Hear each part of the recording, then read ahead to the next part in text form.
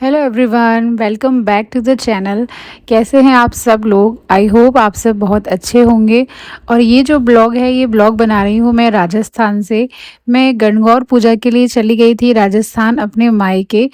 और मायके में जाकर मुझे बहुत सारे लोगों के साथ पूजा करने का मौका मिला इस बार, क्योंकि जनरली जब भी गणगौर होती है तो ज़्यादातर मैं अहमदाबाद में ही होती हूँ और वहाँ पे इस फेस्टिवल का कल्चर उतना ज़्यादा नहीं है जितना राजस्थान में होता है। तो मैंने इस बार इस फेस्टिवल को बहुत ज़्यादा एंजॉय किया। गणगौर पर हम ईश्वर जी और गौरा माता की पूजा करते हैं, यानी कि शिव जी और पार्वती जी के स्वरूप में हम उन्हें पूजते हैं। और इस तरह से गणगौर माता को अपने मायके में लेकर आया जाता है, वहाँ उसका पूजन किया जाता है और पूजा करने के बाद उन्हें वापस विदा कर दिया जाता है अपने ससुराल के लिए।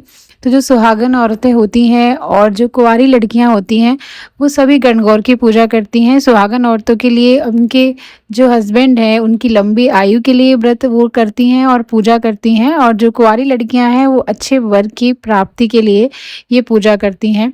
तो सबसे पहले जो सुबह सुबह हम लोग क्या करते हैं कि गौरा माता और ईश्वर जी का जो रूप है उसे लेकर आते हैं और उसके बाद अच्छे से उनकी पूजा की जाती है, दूब फूल और जितनी भी पूजा की सामग्रियां होती हैं उनके साथ में। और ये जो बिंदियाँ आप दीवार पर देख रहे हो, इस तरह की जो बिंदियाँ हैं वो हल्दी से, मेहंदी से, कुमकुम से और काजल के साथ हम लगाते हैं। 16-16 बिंदियाँ हैं वो सुहागन औरतें लगाती हैं और 8 बिंदियाँ हैं वो जो कुंवारी लड़कियाँ होती हैं वो लगाती हैं। और उसके बाद फिर हम गणगौर माता की पूजा करते हैं। सबसे पहले उनको अच्छे से हमें जो भी वस्त्र वगैरह होते हैं, जो भी उनके आभूषण होते हैं वो पहना देते हैं।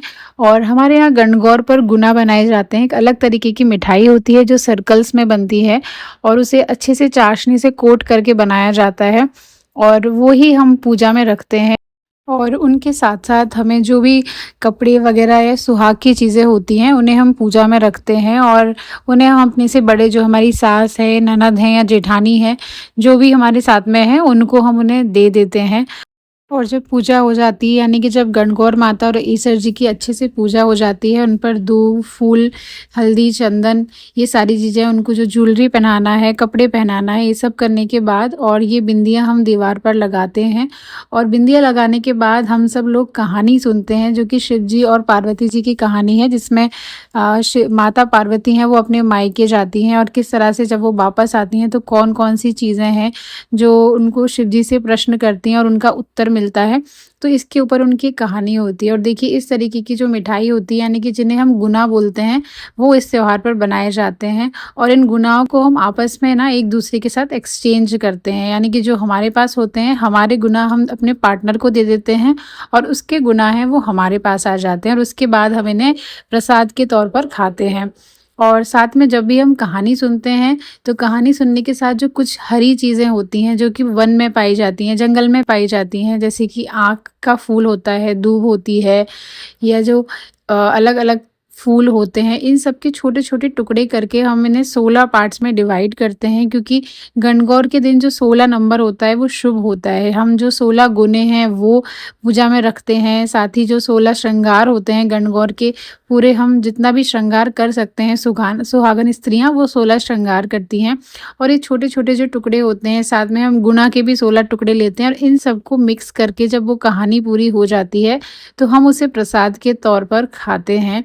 तो मैंने अपना ये लुक बनाया था जो अभी मैंने आपको दिखाया था। और ये सारी चीज़ें हैं जिनके हम छोटे छोटे टुकड़े, यानी कि छोटे छोटे पार्ट्स में इन्हें लेंगे। जैसे यहाँ पे फूल है, आँख है, दूब है, गुना का एक छोटा सा पीस है, ये सारी चीज़ें इस तरह से हम तोड़ लेते हैं।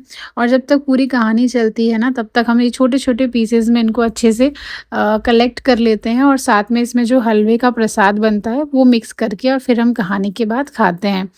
और उसके बाद जो दूब होती है उससे हम आपस में अपने पार्टनर के साथ पकड़ के गौरा माता के साथ छींटे लेते हैं, यानी कि हम गौरा माँ से आशीर्वाद लेते हैं। ये जिस तरह से उनका सुहाग अमर है, उसी तरह से वो हर स्त्री के सुहाग को एक लंबी आयु दें। तो इसी तरह से सभी औरतें अपने पार्टनर्स के साथ छींटे लेती हैं। और यहाँ पर मैं भी गणगौर माता के साथ इस तरह से छींटे ले रही हूँ। और उसके बाद सारी औरतें जो होती हैं, तो वो जो पाटा होता है जिस पर हम गौरा माता और ईश्वर जी यानी शिव जी को विराजमान करते हैं, उस पाटे को इस तरह से धोते हैं और साथ में हम सभी अपने भाइयों के गीत गाते हैं। तो ये जो त्योहार होता है वो भाइयों की लंबी उम्र के लिए भी होता है और पति-पत्नी के जीवन का जो साथ होता है, उसे अच्छा बनाने के लिए भी होता है। तो हम यहाँ पर पाटा धोने का एक गीत गाते हैं जिसमें हम सभी अपने पूरे परिवार में जो भी हमारे भाई होते हैं उनका नाम लेते हैं, उनकी लंबी आयु के लिए भगवान से आशीर्वाद माँगते हैं।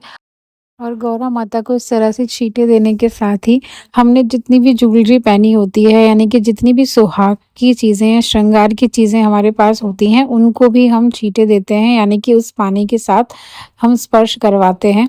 और एंड में हमारे जो गुना हैं, जो सर्कल वाली मिठाई मैंने आपको बताई थी, उन्हें हम एक्सचेंज करते हैं अपने पार्टनर के साथ बिल्कुल इसी तरह से। और साथ में जो भी चीज़ें हैं हम अपने इन-लॉज़ के साथ, हमारी मदर इन लॉ, ननद, जेठानी को गिफ्ट करना चाहते हैं, उसे इसी तरह से पूजा करके उन्हें देते हैं। तो ये था मेरा आज का ब्लॉग, यानी गणगौर के दिन का ब्लॉग जो मैंने अपनी फैमिली के साथ सेलिब्रेट किया। बेसिकली ये त्योहार है वो मायके में ही सेलिब्रेट किया जाता है। अगर आपको अच्छा लगा है तो प्लीज़ मेरे चैनल को सब्सक्राइब करना, लाइक, शेयर एंड कमेंट करना। आई होप आपको मेरा वीडियो अच्छा लगा है। आप जहाँ भी हैं खुश रहिए और अपना ध्यान रखिए। Take care and bye bye.